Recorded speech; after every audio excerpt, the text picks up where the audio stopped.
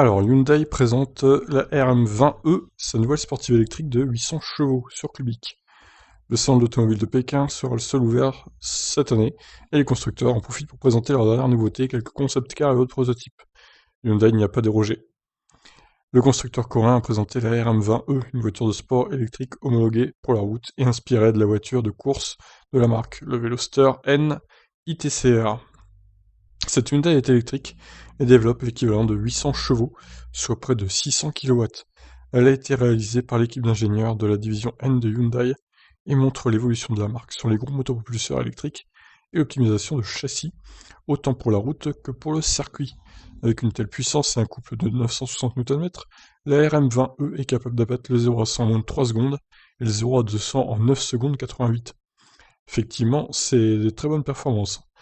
La Vmax est limitée à 250 km/h, la motorisation électrique est alimentée par une batterie de 60 kWh. L'autonomie n'est pas communiquée, mais on imagine qu'elle doit être assez limitée vu les perfs de l'engin. Ah, 60 km, 60 kWh, oui, je dirais 300 km minimum. Vu les perfs de la voiture, peut-être 350, hein, parce que la chaîne de traction du Hyundai en général est plutôt bien, donc je pense que c'est autour de 350. La RM20E est clairement basée sur le modèle RM19 qui recevait un bloc moteur thermique 2 litres turbo à propulsion. Ici, la motorisation est passée à l'électrique, d'où le E dans la dénomination de la RM20E, pardon. Le responsable de la recherche et du développement chez Hyundai et ancien chef de la division BMW Motorsport, Albert Biermann, a déclaré: la RM20E pousse la plateforme RM éprouvée avec force dans une nouvelle décennie du XXIe siècle, axée sur l'environnement. Hyundai a d'ailleurs mentionné Rimac en tant que partenaire pour le développement de ses voitures électriques.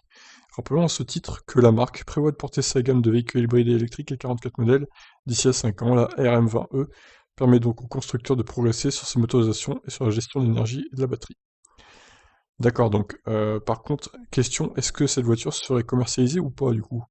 Ça ressemble plus à une voiture de course qu'à une voiture de tous les jours, hein, on va pas se mentir quand même. Bon, à mon avis, s'il y a pas de prix de communiqué, elle va pas être commercialisée, mais bon, on peut toujours rêver, hein. En tout cas, des perfs à la hauteur de modèle S performance.